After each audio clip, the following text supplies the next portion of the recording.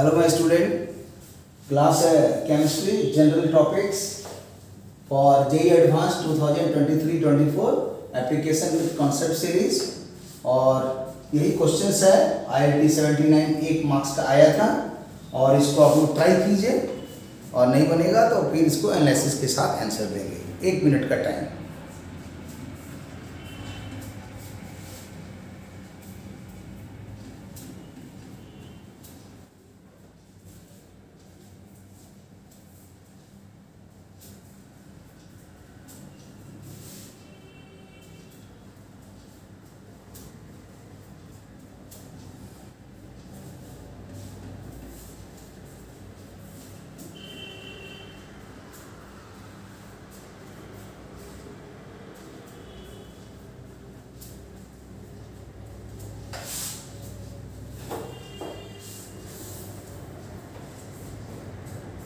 देखिए कैसे इसमें सोचना है। सिल्वर कार्बोनेट हम लोग जानते हैं, सिल्वर मतलब अर्जेंटीना Ag और कार्बोनेट हो गया CO3। इसका ऑक्सीडेशन नंबर होता है +1 किसी भी कंपाउंड के लिए, तो खाली यहाँ 1 लिखेंगे। और कार्बोनेट का निकालना है तो होगा -2। कैसे? तो कार्बन का -4 से +4 ऑसिलेट करता है, लेकिन यहाँ पर है ये कार्बन +4 और ऑक्सीजन है -2, तो -2 इंटू 3 -6 और +4 ओवरऑल मिलके -2। तो यहाँ न्यूमेरिकल वैल्यू खाली लिख रहे हैं, साइन नहीं बैठा रहे हैं। अब इसी का क्रॉस कर देंगे तो हमारा आंसर आ जाएगा कि ये आ जाएगा Ag2CO3 सिल्वर कार्बोनेट का फार्मूला। तो लिख सकते हैं कि molecular formula of silver carbonate कितना होगा? सिल्वर का 1 कार्बोनेट का 2 क्रॉस कर दिए तो आ गया मॉलिक्यूलर फार्मूला Ag2CO3। अब इसका मॉलिक्यूलर वेट निकाल देते हैं। इट्स मॉलिक्यूलर वेट क्या होगा? तो सिल्वर का होता है 108, डबल कर दिए। कार्बन का होता है 12 और ऑक्सीजन का होता है 16 एक एटम का। तो ये आ जाएगा 216, ये 12 और ये आ गया 48 एंड 12 60 हो गया। 60 में 216 ऐड करेंगे तो आ गया 276। और ये मॉलिक्यूलर वेट है, तो इसको या तो आप बिना यूनिट का लिखिए वो भी सही है, और नहीं तो AMU में लिखिए वो भी सही है। अंतर क्या है? जब अगर बिना यूनिट का लिखेंगे तो कहलाएगा वो रिलेटिव मॉलिक्यूलर वेट, और उसी को मॉलिक्यूलर वेट बोलते हैं। और एक्चुअल एटॉमिक वेट या एब्सोल्यूट एटॉमिक वेट जब बोलेंगे तो उसमें 1 AMU मल्टीप्लाई करके 276। इसलिए आप लिखिए ना लिखिए बात बराबर है। अब आइए कि यहाँ पर रिएक्शंस क्या होगा। तो यहाँ पर है सिल्वर कार्बोनेट Ag2CO3, और जब इसको स्ट्रांगली हीट करते हैं तो इसका डिकम्पोजिशन होगा। और किसी भी मेटल का कार्बोनेट जब डिकम्पोज होता है तो उसमें बनता है मेटल का ऑक्साइड, फिर बनता है कार्बन डाइऑक्साइड गैस बाहर आता है। तो यहाँ पर सिल्वर जो है सेपरेटली अलग होगा, ऑक्साइड के फॉर्म में नहीं रहेगा, और यहाँ बन जाएगा CO2 गैस और ऑक्सीजन। ठीक है। और अब इसको बैलेंस कर दिया जाए। सिल्वर 2 है, कार्बन ठीक है, ऑक्सीजन के लिए यहाँ हाफ मॉलिक्यूल कर देते हैं। अब बैलेंस हो गया। क्यों? यहाँ ऑक्सीजन हो गया 2 एटम, यहाँ हो गया ½ × 2, 1 नेसेंट ऑक्सीजन, तो 3 नेसेंट ऑक्सीजन, यहाँ 3 आ गया, कार्बन भी ठीक है, तो स्टोइचियोमेट्री बैलेंस हो गया। चाहेंगे तो ये फ्रैक्शन वाला आंसर को डबल करके भी लिखा जा सकता है, लेकिन इतने में लिख के बनाइए तो भी सही है। और अब यहाँ पर जो भी सिल्वर है इसका लिखा जाए वेट क्या होगा, तो 2 × 108 आएगा 216, चलिए ग्राम में इसको लिख देते हैं।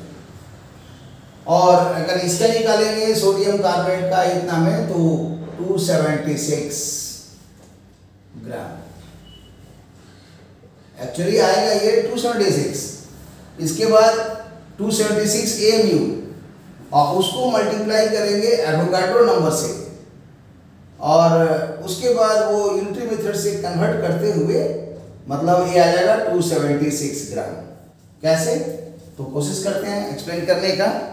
पहले आएगा खाली 276 और उसके बाद सोचेंगे 276 AMU, ये हो गया रिलेटिव और ये हो गया एक्चुअल या एब्सोल्यूट, और इसके बाद हो जाएगा 276 इंटू ये 1 AMU है, और 1 AMU क्या होता है, तो 1/n ग्राम, और ये आंसर आ गया सोचिए ग्राम में। और ये तो समझ लीजिए कि मतलब ये वाला अगर इंक्रीज कराएंगे तो ये इंक्रीज करेगा, ये डिक्रीज होगा तो ये डिक्रीज होगा, डायरेक्टली प्रोपोर्शनल है। तो इतना ना सोच करके इतना सोचिए, अब फिर इसको n से मल्टीप्लाई करके 276 1/n × n कर दीजिए, तो फाइनली क्या आ गया, ये 276 ग्राम आ गया। इसीलिए क्वेश्चंस बनाने का कंसेप्ट है कि यहाँ 1 मॉलिक्यूल दिख रहा है और यहाँ 2 दिख रहा है एटम्स, तो इस 1 मॉलिक्यूल्स के लिए ओरिजिनल आंसर ये है पहला, और रिलेटिव आंसर से ये रिलेटिव है, ये एब्सोल्यूट है, और इसी को AMU को जब ग्राम में कन्वर्ट करेंगे तो 1/n होगा। अब फिर इसी को अगर और आगे बढ़ाएंगे तो जब 1 मोल होगा तो उस समय n से मल्टीप्लाई हो जाएगा, तो ये 276 1 मोल के लिए हो गया। अगर 2 मोल रहता तो उसे 2 से मल्टीप्लाई करते हैं। मतलब जो भी relative atomic weight, relative molecular weight है represented in gram is called 1 mole, ठीक है। तो इसलिए 276 यहाँ लिख दिया गया है, और ये क्या शो करता है कि 276 ग्राम CO2 से इतना बन रहा है, मतलब इतना आपका रेसिडुअल प्राप्त हो रहा है। तो अब सोचिए, तो इतना दिया हुआ है, तो अगर ये 1 होता तो कितना होता, 216/276 यूनिटरी मेथड से, और ये है 2.76, तो उसमें हो जाएगा 216/276 इंटू 2.76। अब इसको कैलकुलेशन कर देना है, तो जब कैलकुलेशन करेंगे तो यहाँ पर लिख सकते हैं 216 276 और ये हो जाएगा 276/100, ये पूरा कैंसिल हो गया, और 216 आ गया 100 तो आ गया 2.16, और यहाँ पर जो भी आया 2.16 तो देखा जाए कहाँ पर है, तो ये आ रहा है 2.16। एक बार क्रॉस चेकिंग कर लेते हैं कहीं छूटा उटा तो नहीं है। यहाँ सिल्वर का 108 का डबल 216 हो गया, कार्बोनेट CO3 इसका आ गया 12 48 60 आया 276, और इसमें आया सिल्वर का 108 इसका डबल है तो 216, और फिर जब यूनिटरी मेथड लगा रहे हैं तो ये शो कर रहा है कि 216/276, और फिर यहाँ पर 276 के लिए ये मल्टीप्लाइड हो गया, तो यहाँ पर आ गया 2.16/100, और ये डेसिमल में आ जाएगा 2.16 ग्राम। तो 2.16 ग्राम तो यहाँ पर एक ऑप्शन में दिख रहा है कि फर्स्ट वाला ही आंसर दिख रहा है। और यहाँ पर बैलेंसिंग भी सही है, तो आंसर तो लग रहा है कि ये आंसर होना चाहिए, लेकिन थोड़ा सा और क्रॉस करके देखते हैं कहीं कुछ मिस्टेक कहीं तो नहीं है। तो यहाँ पर है पहले सिल्वर कार्बोनेट, तो सिल्वर का Ag हो गया, कार्बोनेट का हो गया CO3, इसको 2 से मल्टीप्लाई कर दिए, इसको 1 से मल्टीप्लाई कर दिए तो Ag2CO3 हो गया। Ag का 108 को 2 से डबल कर दिए हैं, फिर ये कार्बन का 12 लिख दिए, ऑक्सीजन का 3 टाइम्स कर दिए, 48 एंड 12 60 हो गया, और 260 में जोड़ दिए तो 276 हो गया। और ये शो कर रहा है कि जब ये कार्बन का 1 है बैलेंस्ड है, ऑक्सीजन का 3 है तो यहाँ भी ऑक्सीजन बैलेंस्ड है। और पूछ रहा था कि मतलब जो रेसिड्यू वेट क्या है, तो रेसिड्यू क्या है, तो गैस है बाहर हो जाएगा, यही बच जाएगा। तो जब ये 276 है और उससे ये शो कर रहा है कि 108 और यहाँ कोएफिशिएंट मल्टीप्लाई किए 260, तो ऑब्वियसली जब 1 का होगा तो डिवाइड हुआ, और जब इतना होगा तो ये होगा, इसलिए लगता है कि ये मतलब ही आंसर सही है। तो इसका आंसर आ गया ए, आंसर ए इज करेक्ट। और कहीं अगर मिस्टेक होगा तब थोड़ा सा ये चेंज होना चाहिए, लेकिन देखने से तो ठीक ही लग रहा है।